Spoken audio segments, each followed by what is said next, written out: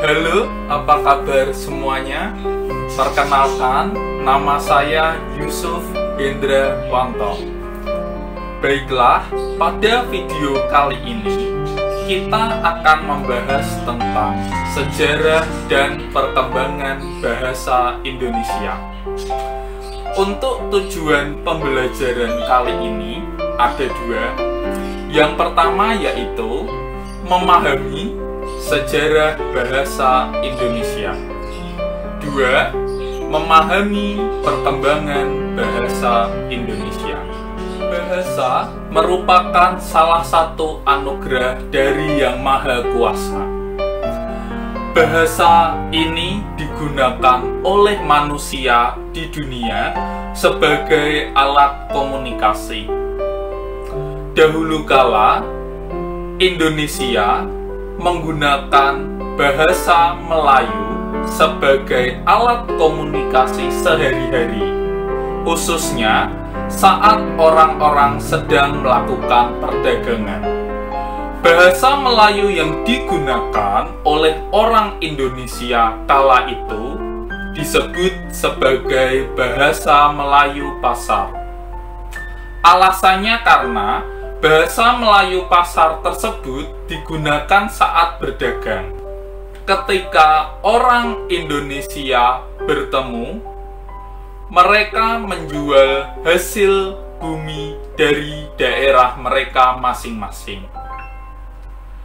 Orang Sumatera, orang Jawa, orang Bali, dan dari berbagai pulau lainnya tidak menggunakan bahasa daerah masing-masing. Nah, kala itu mereka menggunakan bahasa Melayu pasar sebagai alat komunikasi. Bahasa Melayu pasar ini merupakan lingua franca. Lingua franca ini adalah bahasa yang digunakan oleh kelompok masyarakat yang memiliki bahasa yang berbeda. Artinya, orang-orang dari berbagai pulau tersebut menggunakan satu bahasa saja sebagai alat komunikasi. Mereka tidak saling menggunakan bahasa daerah masing-masing. Disitulah kita bisa melihat fungsi bahasa Melayu sebagai lingua franca, yaitu bahasa yang menghubungkan orang-orang dari berbagai pulau. Mengapa memilih bahasa Melayu sebagai bahasa Indonesia? Ada beberapa alasan yang melandasinya. Yang pertama, bahasa Melayu sudah menjadi lingua franca di Indonesia. Daripada menggunakan bahasa daerah, lebih baik menggunakan bahasa Melayu yang sudah jelas dikuasai oleh sebagian besar orang di Nusantara saat itu. Lalu berikutnya, bahasa Melayu ini tergolong sederhana. Artinya, bahasa ini tidak memiliki tingkatan. Tingkatan ini bisa kita lihat pada berbagai macam bahasa daerah, khususnya yang ada di Indonesia. Baiklah, saya beri contoh untuk bahasa Indonesia. Untuk kata makan, penggunaannya sama ketika kita gunakan untuk orang yang lebih tua ataupun orang yang lebih muda usianya. Dan ketika kita menggunakan untuk kelas sosial yang berbeda sekalipun, kita tetap menggunakan kata makan. Nah, contohnya adalah pertama, untuk orang yang usianya lebih tua, ayah sudah makan, nenek sudah makan. Untuk orang yang lebih muda pun sama, adik sudah makan. Berikutnya, ketika digunakan untuk orang yang, mohon maaf, kelas sosialnya dianggap lebih rendah, pengemis itu sudah makan, sama saja bukan? Nah, disitulah tingkatan yang saya maksud. Sedangkan kalau kita berbicara tentang bahasa daerah, saya ambil contoh bahasa Jawa. Dalam bahasa Jawa, kata makan memiliki 3 tingkatan. Saudara sekalian pasti tahu, tingkatan yang paling sopan disebut kromo inggil, dan tingkatan yang paling kasar atau paling rendah disebut ngoko. Untuk yang rendah, kata makan biasanya yang sering digunakan di Jawa Tengah adalah badok, nguntal, lalu apalagi coba? Nah, saya yakin saudara-saudara sekalian pasti sudah tahu. Saya sebutkan 2 saja, karena kalau saya sebutkan semuanya nanti dikira saya sedang menyumpahi seseorang. Nah, berikutnya untuk level menengah atau yang biasa digunakan, kita sering menggunakan kata mangan. Atau untuk orang Jawa pada bagian selatan, mereka sering menggunakan kata mandang. Artinya sama-sama makan. Nah, selanjutnya untuk tingkatan yang paling sopan adalah dahar. Bapak sampun dahar. Nah, contohnya seperti itu. Bisa dibayangkan tidak kalau misal orang-orang dari berbagai pulau harus mempelajari bahasa daerah yang diangkat sebagai bahasa Indonesia? Pasti akan cukup sulit karena mereka harus mempelajari bagaimana penggunaan level-level atau tingkatan yang saya sampaikan tadi. Sebaliknya, ketika menggunakan bahasa Melayu sebagai bahasa Indonesia, itu jauh lebih mudah karena tidak ada tingkatannya. Bahasa Melayu sudah digunakan sejak lama. Kala itu, bahasa Melayu sudah digunakan sebagai bahasa resmi Kerajaan Sriwijaya, atau kalau sekarang kita bisa menyebutnya sebagai official language-nya Kerajaan Sriwijaya. Nah, bahasa Melayu ini digunakan sebagai bahasa pertukaran kebudayaan, lalu bahasa perdagangan, dan alat perhubungan antar suku. Selanjutnya, sesuai yang kita ketahui bersama, Belanda menginvasi Indonesia, lalu melakukan penjajahan selama beratus-ratus tahun. Kala itu, kerajaan-kerajaan di Nusantara melakukan perjuangannya masing-masing melawan penjajah. Sayangnya, perjuangan dari masing-masing kerajaan tersebut berujung pada kegagalan. Ada banyak sekali alasannya. Karena pertama, kekuatan militer Belanda jauh lebih kuat. Lalu, Indonesia saat itu merupakan bangsa yang masih tercerai-berai dan mudah sekali diadu domba. Karena penggunaan bahasa daerah di tiap kerajaan yang masih dominan, orang-orang di Indonesia mudah sekali diadu domba oleh Belanda. Nah, ketika sudah memasuki era tahun 1800-an sampai 1900-an, orang-orang di Indonesia, khususnya orang-orang berpendidikan, mulai sadar bagaimana cara merebut kemerdekaan dari penjajah. Mereka tidak berjuang secara individu lagi, tetapi saling bahu-membahu.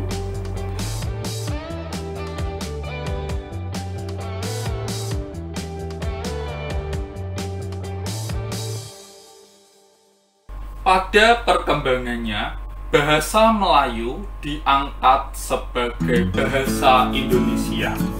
Namanya sejajar dengan nama bangsa dan tanah air kita, yaitu Indonesia.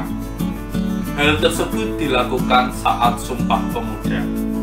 Bagi rekan-rekan sekalian bisa melihat di samping saya ini, pada poin ketiga bisa dibaca bahwa sebagai pemuda di Indonesia, kita menjunjung bahasa persatuan, yaitu bahasa Indonesia. Berikutnya saya akan membahas perkembangan bahasa Indonesia di Indonesia. Pertama, pada tahun 1901 diresmikan ejaan Charles van Ophuijsen sebagai ejaan bahasa Melayu yang terdapat dalam Kitab Logat Melayu. Artinya, pada tahun 1901 tersebut, Kitab Logat Melayu adalah buku yang berisi ejaan bahasa Indonesia pertama di Indonesia. Berikutnya, pada tahun 1908 didirikan Taman Bacaan Rakyat yang pada tahun 1917 diubah namanya menjadi Balai Pustaka. Selanjutnya, pada tahun 1928 saat Sumpah Pemuda, bahasa Melayu diakui sebagai bahasa Indonesia. Ingat ya saudara sekalian, pada tahun 1928 bahasa Melayu baru diakui, jadi belum benar-benar resmi karena saat itu Indonesia masih belum merdeka. Pada tahun 1933 didirikan Pujaga Baru. Selanjutnya, pada tahun 1938 dilaksanakan Kongres Bahasa Indonesia pertama di Solo. Isinya yaitu perlunya pembinaan dan pengembangan bahasa Indonesia. Berlanjut pada tahun 1945, tepatnya pada tanggal 18 Agustus. Bahasa Indonesia sebagai bahasa negara. Pada Undang-Undang Dasar 1945 Pasal 36. Jadi, pada tahun 1945 bahasa Indonesia ini baru benar-benar diresmikan sebagai bahasa nasional atau bahasa resmi negara kita Indonesia.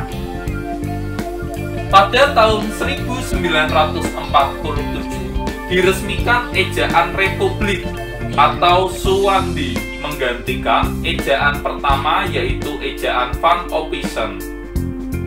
Nah, ejaan kedua ini merupakan perbaikan dari ejaan sebelumnya karena namanya pun sudah berbeda, bukan bahasa Melayu lagi tetapi bahasa Indonesia.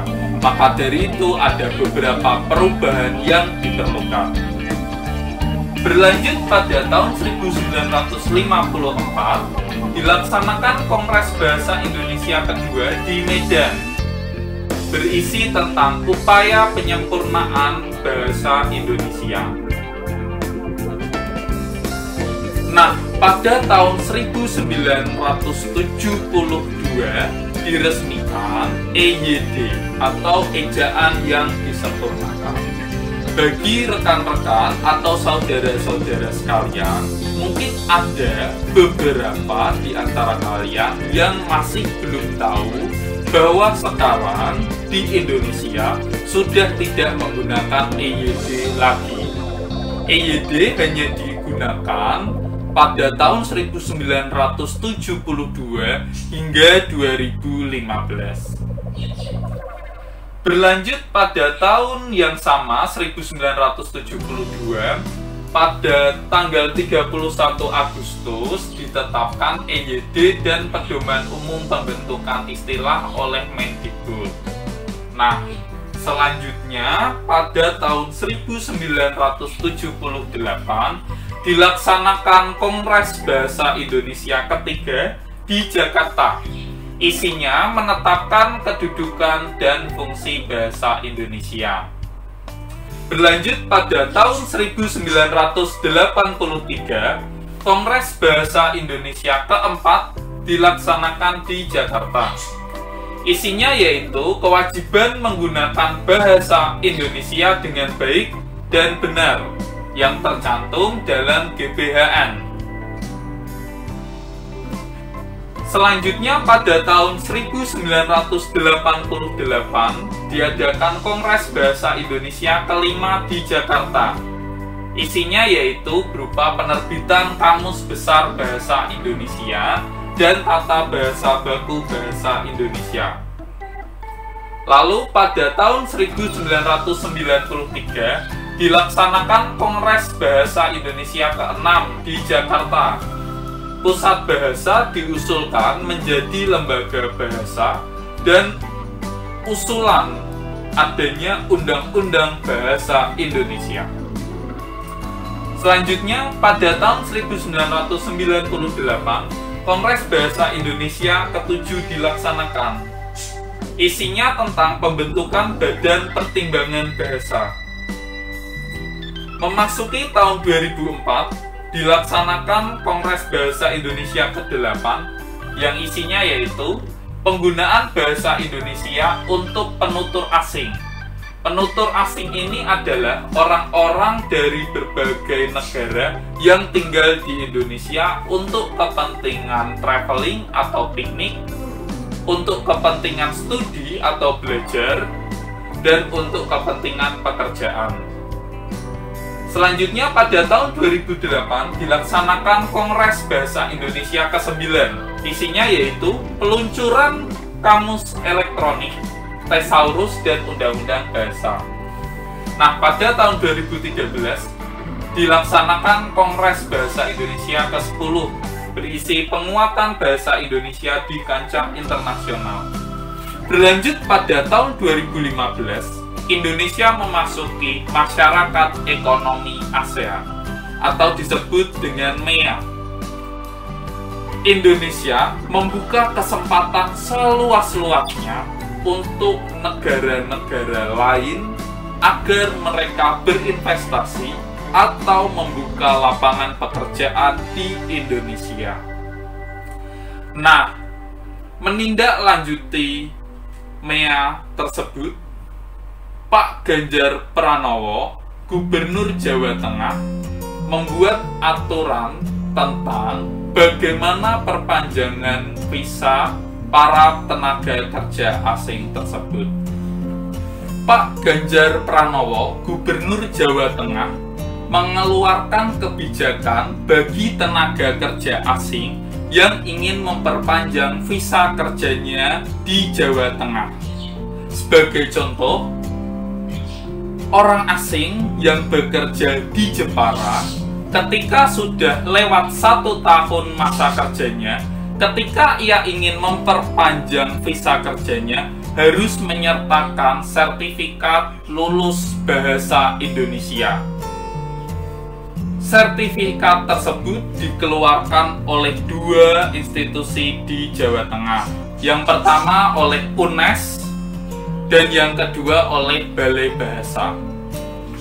Hal tersebut merupakan salah satu upaya agar bahasa Indonesia semakin dikenal oleh orang-orang dari luar negeri, sehingga diharapkan di masa depan nanti Indonesia dapat menjadi negara yang diakui oleh dunia. Baiklah, terima kasih sudah menyimak penjelasan saya mengenai sejarah dan perkembangan bahasa Indonesia di Indonesia.